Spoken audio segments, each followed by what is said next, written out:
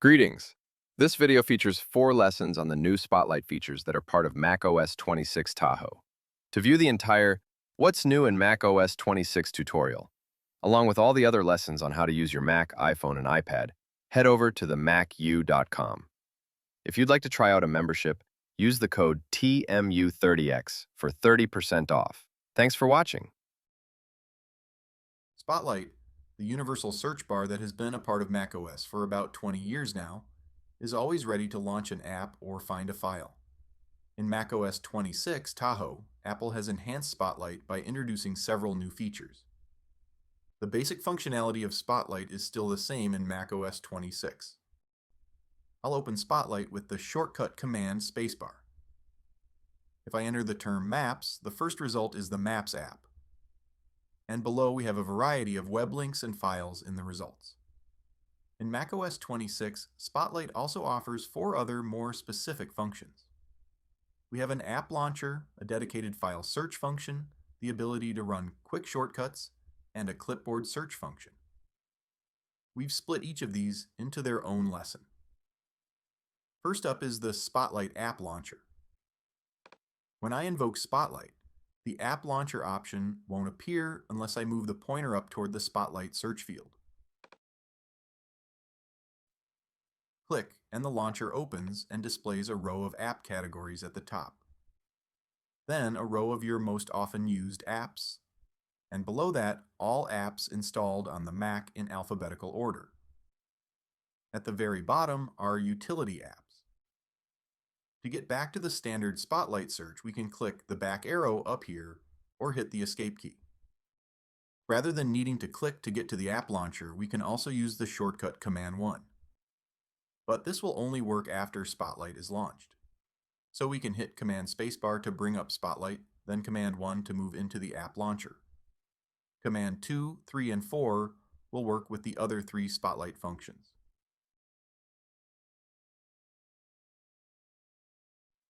Start typing to begin a search of only the apps installed on the Mac.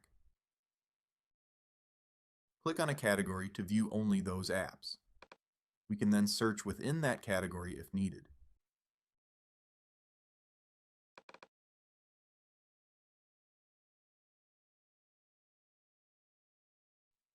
In the upper right, click the More button, and we can switch to a list view of our apps rather than the grid. We can also choose to view our iPhone apps, which can then be launched in the iPhone mirroring app if that has been set up. All iPhone apps will have an iPhone icon in the lower right corner.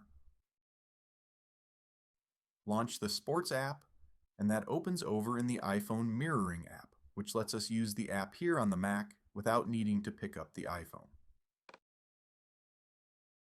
I find that having iPhone apps visible creates a lot of clutter in the app launcher, so I typically leave this off. The Spotlight app launcher is replacing Launchpad, which for many years served as the built-in app launcher in macOS. Jump into the Applications folder and notice that we now have an app called Apps. A double click on this will simply launch the Spotlight app launcher. Drag this into the dock for one-click access to the app launcher.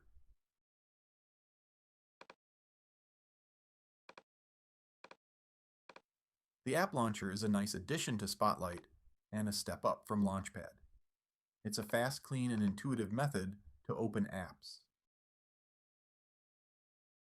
The file search function in Spotlight is going to be similar to performing a search from the Finder and selecting this Mac, which searches the entire Mac rather than just the content of a folder.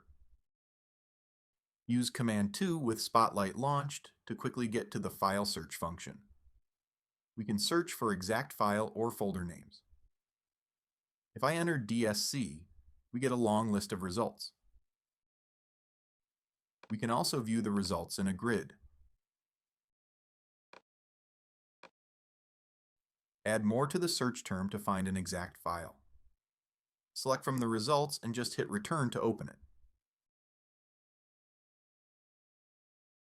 Notice that we can also click and drag directly out of Spotlight results, so this could easily be moved to my desktop or placed into a document or email. Next, I'll search for the term Iceland. Below, we can filter results by file kind. Click Screenshot, and a couple of files that have the word Iceland within the screenshot are displayed. We can also quick look with a press of the spacebar when a file is selected in Spotlight.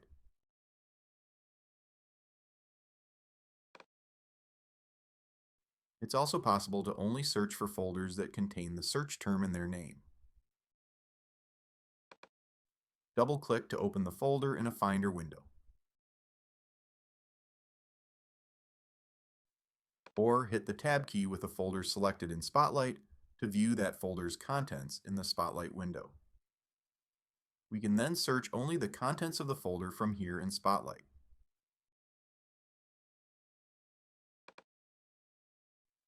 This provides a quick way to do a dedicated file search from Spotlight that will only display files and folders in the results. Shortcuts or actions in Spotlight allow us to quickly set up and execute specific tasks from certain apps without leaving Spotlight. Use Command 3 to jump to the Actions section of Spotlight. We can search for or scroll through all the available shortcuts. There is a huge variety here from a ton of different apps. Let's do a few examples starting with composing and sending an email. Double-click the Send Email action, and we then need to enter our message, subject, and recipients all right here in Spotlight.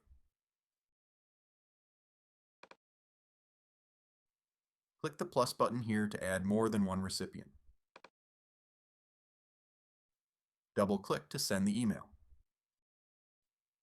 Over in the Mail app, we can see that message in the Sent mailbox. Next, let's create a calendar event. All we need to do is enter a title and then a time or date range.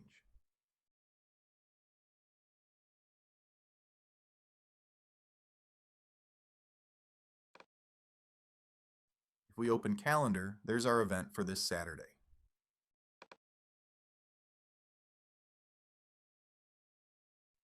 Next, let's quickly get the travel time to a specific location. Here in Spotlight, we can click the driving parameter to switch from driving to walking, transit, or biking. I'll stick with driving, and then we need to enter the 2 locations to get the driving time between. I'll use my current location and then enter Costco. Double-click on the exact location, and the current drive time is calculated using the Maps app. As you start using these shortcuts, quick keys will be assigned to them automatically, or we can add or edit our own quick keys. Just click in the quick key area to enter or edit a quick key. So any is the quick key for the new calendar event shortcut. From Spotlight Search, when I enter NE, the top result is the new event shortcut. Hit the return key to run the shortcut. It's a good idea to browse and test out these actions and add quick keys for those you might use regularly.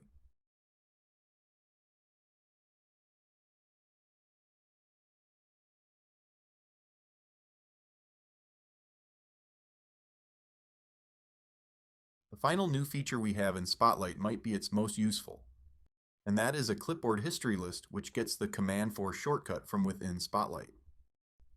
This will display anything we have copied or cut on our Mac within the last 8 hours. If I head into Safari and copy a selection of text, that will be added to the clipboard list in Spotlight.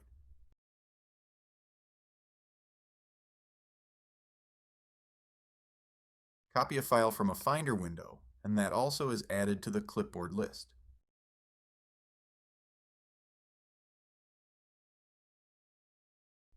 Notice that the kind for each item is listed along with when it was added to the clipboard.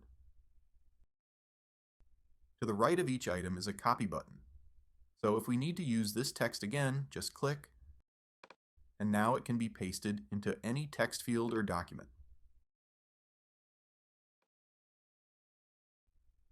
Right-click on a file in the clipboard list and we get options to paste, copy, share, delete, or open the file. This is an image, so it will open into the Preview app. The delete option here won't delete the actual file. It will only remove it from the clipboard list. If we're working on a document and bring up the clipboard in Spotlight, simply double-click on a text snippet to paste it directly into the document.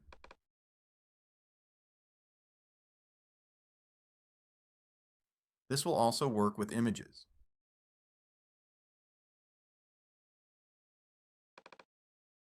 So if you're putting together a Pages document, utilizing the clipboard in Spotlight can really speed up that process.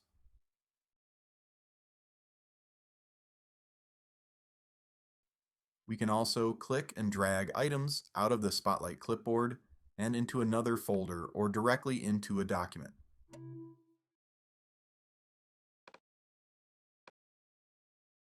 Copied text that's dragged out to the Finder or the desktop will be saved as a text clipping, which is just a plain text file.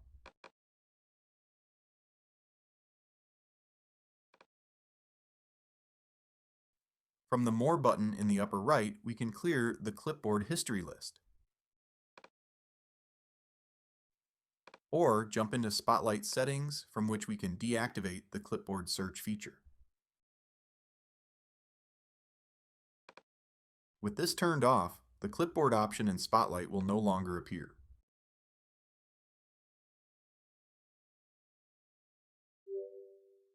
We can get this back anytime from the Spotlight section of System Settings.